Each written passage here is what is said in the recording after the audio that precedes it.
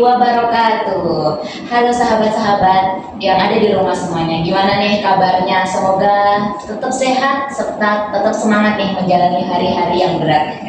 Oke, pada kesempatan kali ini perkenalkan saya Sinta Junita selaku host yang akan menemani kurang lebih 20 menit ke depan akan membahas topik yang luar biasa bersama rekan-rekan yang luar biasa pula. Sebelum itu mari izinkan saya perkenalkan rekan-rekan saya dari mahasiswi Prodi Teknologi Industri Pertanian Fakultas Pertanian. Di sebelah sana ada Devani. Halo Deva, boleh sapa teman-temannya. Gimana kabarnya Deva? Alhamdulillah baik. Oke, di sebelah Deva ada Yunita.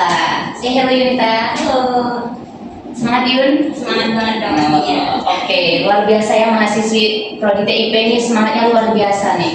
Terus di sebelah Yunita ada Anggun nih. Halo Anggun. Halo. Oke Anggun, sehat Anggun? Alhamdulillah sehat. Oke, sehat ya. Dan terakhir rekan saya yang luar biasa nih, ada Alma. Boleh saya hello Alma ke kamera? Halo. Oke, luar biasa. Rekan-rekan saya yang luar biasa yang sejalan dengan topik yang bakal kita bahas pada hari ini. Topik kita pada hari ini yaitu peran teknologi untuk meningkatkan efisiensi pertanian. Betul gak nih? Betul. Rekan-rekan pasti udah sedikit banyaknya udah belajar ya tentang teknologi pertanian. Boleh dong berbagi pikiran, berbagi pendapat ke teman-teman di rumah sekaligus ke saya nih yang mungkin kurang paham betul apa sih teknologi dalam pertanian nih. Oke, kita masuk ke pembahasan kita kali ini nih. Sebelum kita masuk lebih dalam lagi tentang teknologi pertanian, saya boleh nanya ke masing-masing dari rekan-rekan. Menurut rekan-rekan, apa sih tantangan Indonesia di sektor pertanian terutama sebagai negara agraris yang kurang lebih 30 juta penduduknya berprofesi sebagai petani? Kita boleh nanya dari siapa dulu nih? Dari saya sendiri boleh nanya. Boleh dari Yulita kita tanya, apa sih tantangan terbesar Indonesia di sektor pertanian nih? Kasih tahu teman-teman di rumah. Kalau menurut saya tuh tantangan terbesar di petani Indonesia itu adalah produktivitasnya yang masih belum maksimal. Petani Indonesia masih sering mengandalkan metode tradisional, padahal sekarang jumlah pangan tuh kita sekarang jelas butuhnya lebih banyak. Betul. Dan jumlah penduduk tuh semakin meningkat. Makanya berjalan pangan dengan jumlah penduduk tuh selalu berdampingan gitu ya. Iya. Apalagi program-program tuh udah banyak ya. Iya, kemudian ada iklim juga. Iklim kita kan masih ya seperti yang kita lihat di Indonesia itu iklimnya masih ya kurang bisa diprediksi gitu ya. Kadang hujan, kadang panas gitu. Jadi masih gagal panen itu masih tinggi di Indonesia. Oh, jadi emang tantangan tuh lebih ke yang tradisional susah diubah jadi modern gitu ya kan.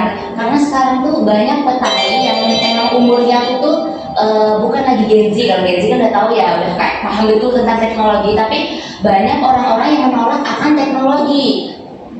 Oke, benar nih kata Yunita, setuju banget. Mungkin ada teman-teman yang mau nambahin nih. Saya mau nanya dari pendapat siapa dulu? Habis Yunita nih volunteer. Saya boleh. Anggun boleh dong kasih tahu ke sahabat-sahabat di rumah nih tentang tantangan di sektor pertanian. Baik, saya sangat setuju dengan apa yang telah dikatakan oleh saudara Yunita bahwa betul banget nih soal pertanian Indonesia itu masih tergolong ke dalam kebiasaan yang susah gitu loh, kebiasaan yang susah diubah oleh masyarakat Indonesia. Seperti saya melihat sendiri ada petani cabai di daerah Bengkulu yang mereka itu masih menggunakan pestisida yang merek tertentu yang harganya cukup lumayan mahal. Padahal kalau kita lihat ada juga pestisida yang lebih murah tapi kualitasnya lebih oke gitu loh. Itu termasuk tantangan juga ya. Iya. Gimana sih emang kalau untuk merubah sesuatu yang jadi kebiasaan itu hal yang sulit gitu ya. Oke, itu dari Anggun. Ada lagi Anggun? Oke, dari Anggun. Kalau dari selanjutnya dari siapa nih? Alma, boleh dari Alma. Saya setuju banget sih menurut Anggun ya. Selain itu, kita juga melihat bahwa jumlah tenaga kerja di sektor pertanian makin berkurang karena banyak anak muda lebih memilih bekerja di sektor lain. Teknologi bisa jadi solusi untuk mengatasi kekurangan tenaga kerja saat itu. Oh, betul deh yang dikatakan Alma. Karena sekarang Gen Z ini kalau disuruh jadi petani malu gitu ya. Katanya ngapain jadi petani gitu, main sama lumpur sama cangkul.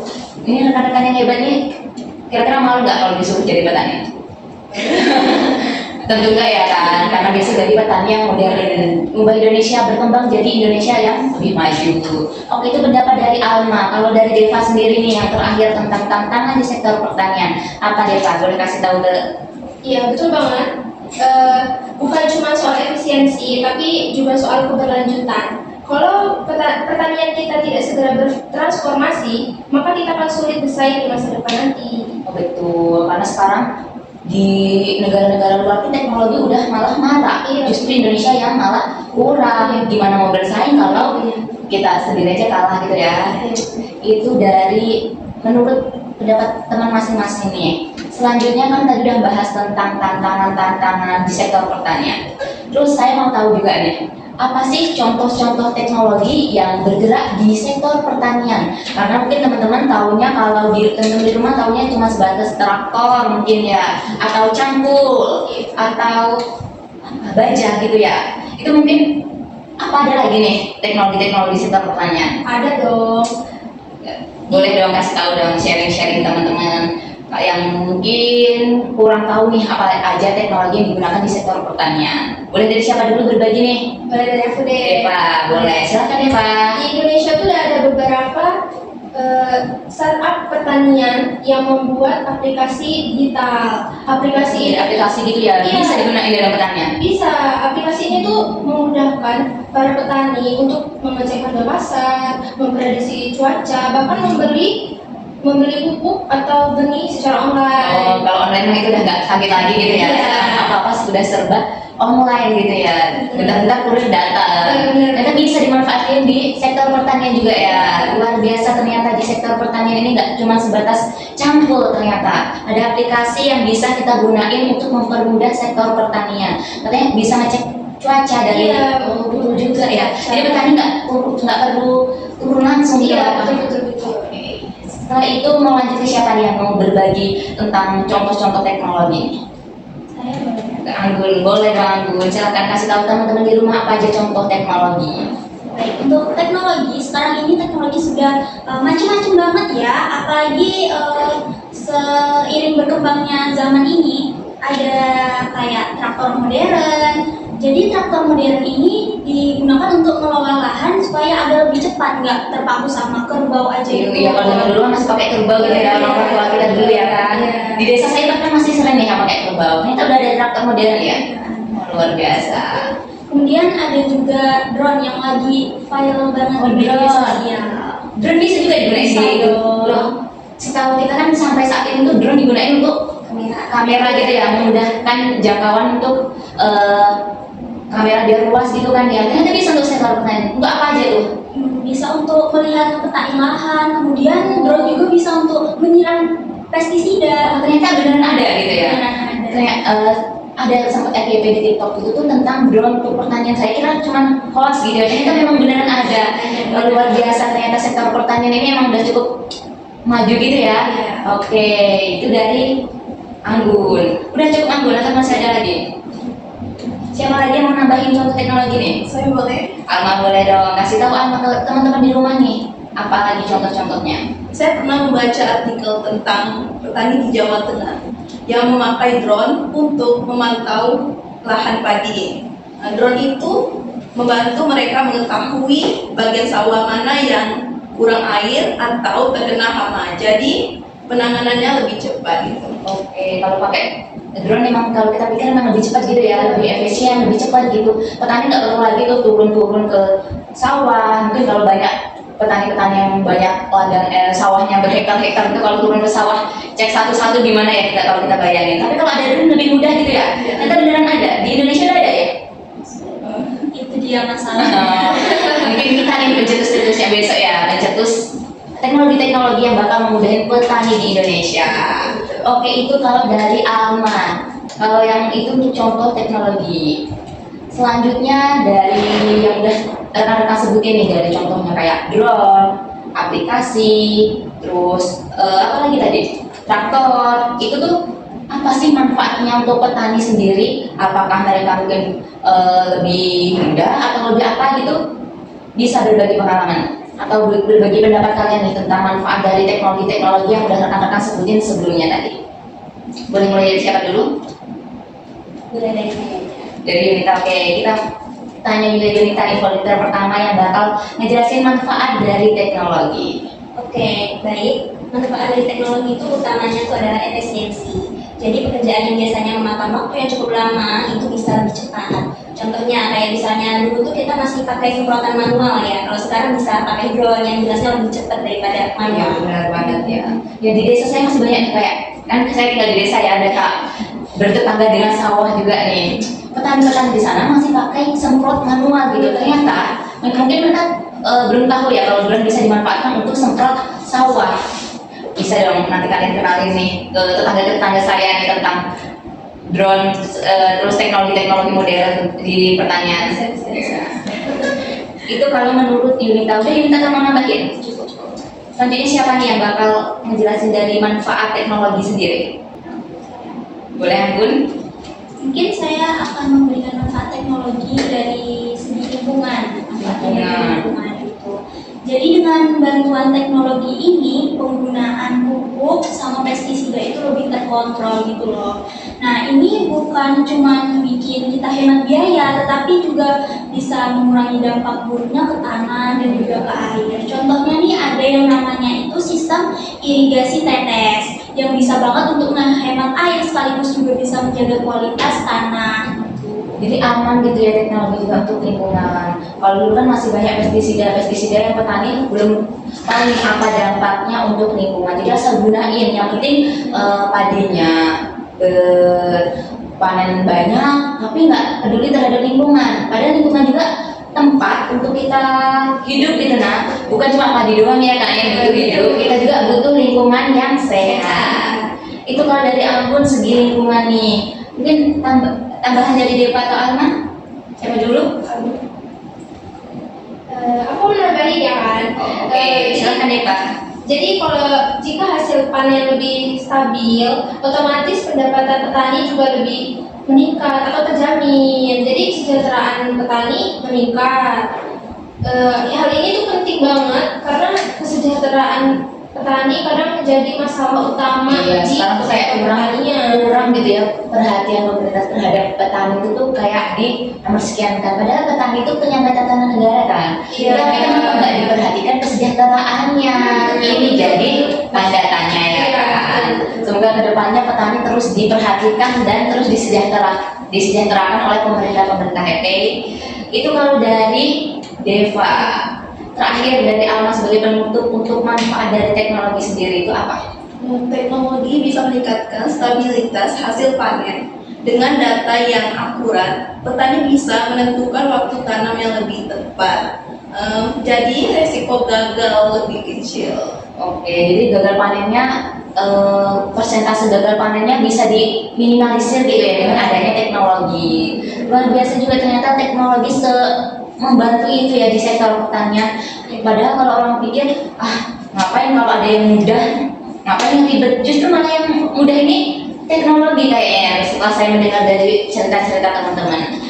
Oke, tadi udah tentang tantangan sektor pertanian, udah contoh-contoh dari teknologinya, terus udah manfaat dari teknologinya.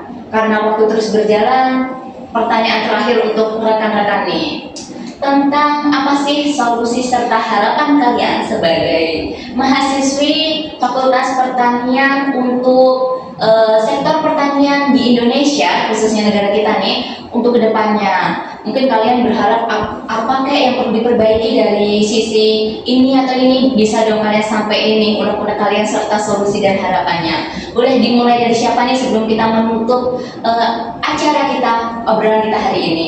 Aku boleh. Boleh dari Anggun nih, volunteer pertama. Oke, Anggun silakan. Saya mungkin akan memberikan solusi dan harapan saya ke depannya untuk pertanian Indonesia. Seperti yang telah kita omongin dari awal ya, bahwa teknologi di Indonesia itu belum sepenuhnya kita Masih kecil banget ya, bisa dibilang malah masih jauh dari negara-negara lain. Benar banget itu. Nah itu dia masalahnya, karena teknologi modern ini sama seperti mainan mahal yang susah untuk petani dapatkan gitu loh. Betul nih, ibarat yang bagus tentang mainan mahal gitu ya. Iya. Karena sekarang kalau teknologi bisa dibilang cukup mahal gitu ya, petani kurang cukup bisa mendapatkan itu, makanya butuh bantuan dari pemerintah. Itu harapan Anggun untuk itu. Ada lagi? Harapannya supaya pemerintah itu memberikan bantuan subsidi misalnya atau memberikan alat-alat modern seperti itu untuk membantu para petani agar Stok panen kita tuh ya terjaga gitu ya. Karena katanya pernah Sinda baca tuh sampai detik ini Indonesia masih impor beras dari negara luar gitu ya kan. Bener gak sih itu tuh? benar Padahal Indonesia udah petaninya udah banyak, kenapa masih impor dari negara luar gitu? Malu sebenarnya kayak kita. Itu mungkin faktornya karena petani juga kurang difasilitasi gitu ya kan. Itu dari yang mana, ada lagi yang sudah. Oke, dari Anggun untuk pertanyaan terakhir tadi sudah cukup di situ. Siapa lagi yang bakal nambahin nih tentang solusi dan harapan kedepannya untuk sektor pertanian di Indonesia? Boleh siapa? Saya boleh. Alma boleh dong. Nah, solusi dan harapan saya ke depan, pembangunan infrastruktur internet di desa harus dipercepat. Kalau jaringan internet stabil, aplikasi pertanian digital bisa dimanfaatkan secara maksimal. Oke, ini tentang internet ya. Tadi kan katanya ada aplikasi, terus kayak itu sekarang kan IoT gitu ya, Internet of Things gitu. Kalau nggak ada internet, gimana mau masuk teknologi gitu? Terutama di desa kan. Di desa nih, saya sebagai penduduk desa emang mengaku kalau susah gitu ya dapat sinyal di desa. Beda kalau di kota gitu kan. Setuju banget ya sama Alma ini. Tolong perhatiannya pemerintah dong tentang solusi dan harapan Alma itu ke depannya. Luar biasa. Untuk antara Yunita dan Deva nih, untuk pertanyaan terakhir siapa yang mau jawab terlebih dahulu? Oke, saya Yunita. boleh. Mungkin tuh dari faktor kebiasaan masyarakat Indonesia ya sebagai petani itu masih melakukan mengandalkan metode tradisional. Mereka menganggap bahwa itu tuh udah paling benar dan takut mencoba hal baru. Jadi kalau menurut saya harapan saya itu kedepannya ada pelatihan untuk petani-petani Indonesia di bagian teknologi supaya mereka tuh nggak takut Lebih kenal tuh mencoba hal ya, baru. lebih kenal sama teknologi gitu. Benar banget ini dibutuhin banget justru ya, karena kalau kita kurang kenal katanya tak kenal maka tak sayang gitu kan ya katanya. Kalau tak kenal maka tak sayang, nggak kenal teknologi gimana mau merealisasikan di kehidupan nyata. Makanya perlu dikenalin ke petani-petani dulu. Benar banget, setuju banget sama Yunita nih. Makasih Yunita, itu udah cukup Yun? Cukup. Nah, dari Deva nih untuk sebagai penutup sesi obrolan kita pada hari ini tentang solusi dan harapan Deva nih untuk sektor pertanian ke depannya apa? Ya, solusi dan harapan saya ya generasi muda tuh mau ikut masuk ke dalam dunia pertanian. Oke, Sebagai- anak muda nih, anak muda di rumah nih, jangan malu jadi petani. Kita menciptakan pertanian yang modern, keren dan maju. Ya betul. Itu harapan Deva untuk Iya. anak-anak muda, teman-teman Deva ya yang Iya, masih enggan untuk menyentuh sektor pertanian gitu ya. Petani itu keren gitu. Keren. Jangan malu. Boleh dong teman-teman ini. Makanya saya bilang teman-teman di depan sini yang ngobrol bareng saya sekarang ini tuh rekan-rekan yang luar biasa gitu ya. Yang mau, karena jarang orang kuliah mau ambil pertanian, tapi petani banyak yang mau kuliah gitu ya. Ini kuliah sambil di pertanian, luar biasa. Oke, saya rasa cukup sampai di sini saja obrolan kita pada hari ini. Saya selaku host meminta maaf pada rekan-rekan di rumah, mewakili teman-teman yang ada di sini. Mohon maaf jika ada salah dan kata. Kami pamit undur diri. Ucap terima kasih dulu dong ke teman-teman itu. Terima kasih semuanya. Kami pamit undur diri, kalau ada salah kami mohon maaf. Karena manusia ini wajar sebagai tempat salah ya. Manusia bukan Nabi Boy gitu ya. Kami akhiri, wassalamualaikum warahmatullahi wabarakatuh.